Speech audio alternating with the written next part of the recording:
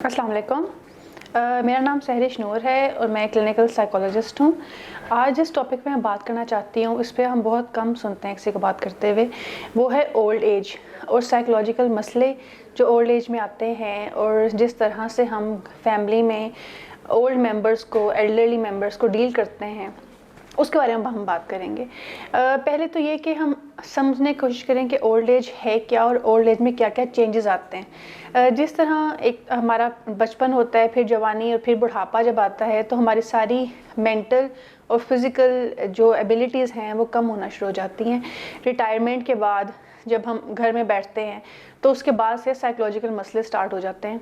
एक तो ख़ुद से उन लोगों को फीलिंग आना शुरू होती है, एक एल्डरली मेंबर को, कि शायद अब मेरी वो इम्पोर्टेंस नहीं रही, आई एम वर्थलेस, लोग मेरा ख्याल नहीं करते, मैं कुछ कर नहीं सकता। खुद से एक वर्थलेस की फीलिंग आती है। उसके अलावा फैमिली वाले भी एक एल्डरली पर्सन को जिसमें इतनी एनर्जी नहीं होती, जो इतना काम नहीं कर सकता, घर के कामों में कंट्रीब्यूट नहीं कर सकता, फाइनेंशियली एक कंट्रीब्यूट नहीं कर सकता, उसका बर्डन समझने लग जाते हैं। और समटाइम्स आपस में कम्युनिकेशन गैप आता है जिसकी वजह से एक दूसरे को समझ नहीं पाते। एल्डरली अपने बच्चों को, जो बच्चे हैं उनको समझ नहीं पाते, जिसकी वजह से मल्टीपल मसले आते हैं। और नौबत यहाँ तक आ जाती है कि अक्सर जो है बच्चे या औलाद चाहती है कि वो पेरेंट्स को या ग्रैंड पेरेंट्स जो घर के हैं उनको किसी ओल्ड हाउस में छोड़ दें। पहले हम देखते थे कि ये कंसेप्ट एटलीस्ट पाकिस्तान में बहुत कम था कि किसी को किसी एल्डरली मेंबर को ओल्ड एज में छोड़ दिया जाए या उसको अलग कर दिया जाए। टाइम के साथ जैसे तरक्की कर रहे हैं, हम तरक्की की तरफ जा रहे हैं, हमारे कमर्शलाइज ज़्यादा हो रहे हैं, उसके साथ साथ हम इतना फास्ट दौर में एंटर हो गए हैं कि हमारे पास टाइम नहीं होता एल्डरली मेंबर को देने के लिए। एक तो समझने की ज़रूरत है कि जैसे जैसे हम ओल्ड एज में जाते हैं हमारी नीड्स, हमारा सोचने का स्टाइल, सब कुछ काफ़ी हद तक बदल जाता है। ओल्ड एज में जाके थॉट्स थोड़ी रिजिड हो जाती हैं, यानी कि हम एक सख्त किस्म का तरीके से सोचने लग जाते हैं और इतना बदल नहीं पाते। इस वजह से औलाद को ये ख्याल रखना चाहिए कि जब आपके पेरेंट्स ओल्ड एज में एंटर हों, 65-70 प्लस जब वो एंटर हों, तो उनको बातें समझाने की उस तरह से कोशिश ना करें जैसे एक जवान बंदा समझता है, क्योंकि उनका कॉग्निटिव लेवल या उनका सोचने समझने की सलाहियत उतनी ज़्यादा नहीं रहती जितने किसी जवान इंसान में होती है। इसलिए उनके आइडियाज़ को या उनके जो थॉट प्रोसेस बन चुका है, सोचने का स्टाइल बन चुका है, बिलीफ सिस्टम बन चुका है, ये औलाद को, जो यंग बच्चे हैं घर में या जो ग्रैंड बच्चे हैं, उनको चाहिए कि वो उसको चैलेंज उस टाइम पे ना करें। उनको जैसे एक बच्चे को समझाया जाता है उसी तरह उसको समझाएं। जब ओल्ड एज में एंटर होते हैं तो अक्सर जो ख़वातीन और हज़रात होते हैं वो आइसोलेशन का शिकार हो जाते हैं, यानी कि ख़ुद को कुछ हद तक खुद से अलग कर लेते हैं वो, और कुछ हद तक इसमें रोल होता है हमारे घर का कि उनको एक समझ के कि ऐसा इंसान जो कंट्रीब्यूट नहीं कर रहा या जिसकी ज़रूरत नहीं है उसको आइसोलेट कर देते हैं। आइसोलेशन पहली चीज़ है जिसका शिकार वो होते हैं। उसकी वजह से उनमें एंग्जाइटी आना शुरू हो जाती है, घबराहट, बेचैनी पैदा होती है और अक्सर वो डिप्रेशन का शिकार हो जाते हैं। अगर हम 70 और 80 प्लस देखें तो अक्सर जो है ओल्ड एज में अल्जाइमर्स या डिमेंशिया की जो सिम्टम्स आने लग जाती हैं, यानी कि भूलने लग जाते हैं, जिसकी वजह से अक्सर उनकी औलाद और अगर छोटे बच्चे घर में हैं तो वो इरिटेट होते हैं कि हमने आपको अभी ये बात बताई और आप भूल गए। तो जो ओल्ड एज में ये मसले पैदा होते हैं इसको हम किस तरह से डील कर सकते हैं, यानी कि औलाद की क्या क्या ज़िम्मेदारी हैं जिसके ज़रिए वो उनकी क्वालिटी ऑफ लाइफ को इम्प्रूव कर सकते हैं। अक्सर औलाद चाहती है लेकिन उनको लगता है कि वो समझ नहीं पा रहे और उनकी इम्प्रूव करने के लिए कोई काम नहीं कर पा रहे।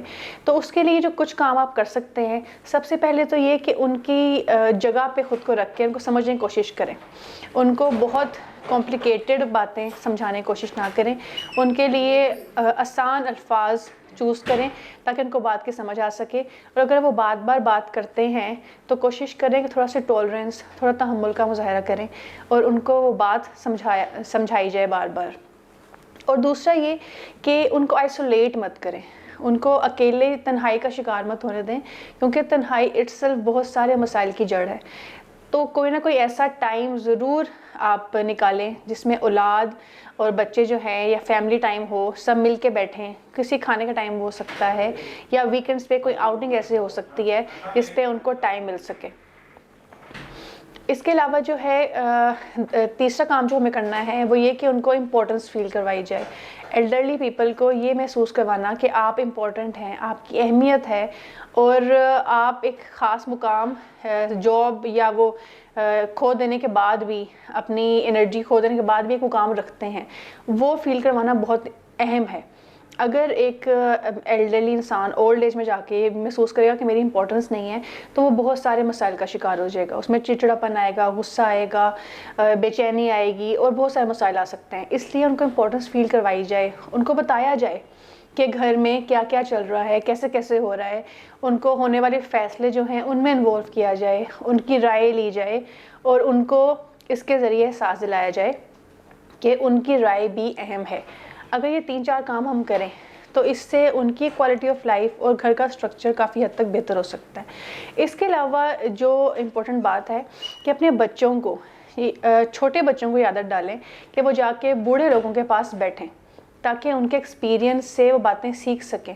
اس سے بچے بھی بہت کچھ سیکھیں گے، اور اولڈ ایج والے جو حضرات اور خواتین ہیں ان کو بھی احساس ہوگا کہ شاید ہماری بات سنی جا رہی ہے. بات سنی جانے سے کافی سارے مسائل جو ہیں وہ حل ہو جاتے ہیں. تو اس لیے یہ عادت ڈالیں بچوں میں.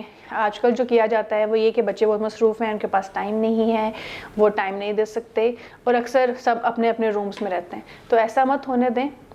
بچوں کو بھی عادت ڈالیں، خود بھی ایسی عادت ڈالیں کہ ان کے لیے ٹائم نکالیں جہاں پہ ان کے ساتھ بیٹھیں، ان کے ساتھ کھانا کھائیں، ان کی بات سنیں، ان کی جوانی کی سٹوریز سنیں، جس سے وہ بھی بہتر محسوس کریں گے اور آپ بھی بہتر محسوس کریں گے.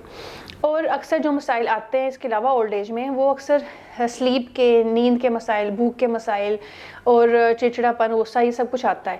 تو اس کو ہم نے مل کے سمجھنا ہے کہ اولڈ ایج جو ہے وہ اٹ سیلف ایک کمزوری کی کیفیت ہے، ذہنی بھی، جسمانی بھی. اس لیے آپ اپنے گھر میں موجود جو بھی بوڑھے خواتین اور حضرات ہیں، وہ آپ کی ماں باپ ہیں، آپ کے والدین ہیں، دادا دادی ہیں، یا آپ کے آس پاس لوگ موجود ہیں، ان کا خیال رکھیں، ان کی بات سنیں، ان کو اہمیت دیں، اور ان کے اولڈ ایج میں پیدا ہونے والے ذہنی اور جسمانی مسائل سے نکلنے میں یا اس کا سامنا کرنے میں ان کی مدد کریں. اس سے وہ خود بھی اچھا محسوس کریں گے، اور آپ ایسا کر کے خود بھی پرسکون رہیں گے کہ آپ نے اولاد ہونے کا فرض بھی ادا کیا، اور گھر کا ماحول خوشگوار ہو جائے گا اس سے، اور کافی سارے مسائل سے ہم بچ سکتے ہیں. اس کے ساتھ ہی میں آپ کو اس میسج کے ساتھ کہ اپنے ماں باپ کو، بوڑھے ماں باپ کو اثاثہ سمجھیں اور ان کا خیال رکھیں، میں آج کے اس میسج کے ساتھ آپ سے اجازت چاہوں گی. میں سحرش نور دوبارہ ایک نئی ٹاپک کے ساتھ دوبارہ حاضر ہوں گی. تب تک کے لیے اللہ حافظ.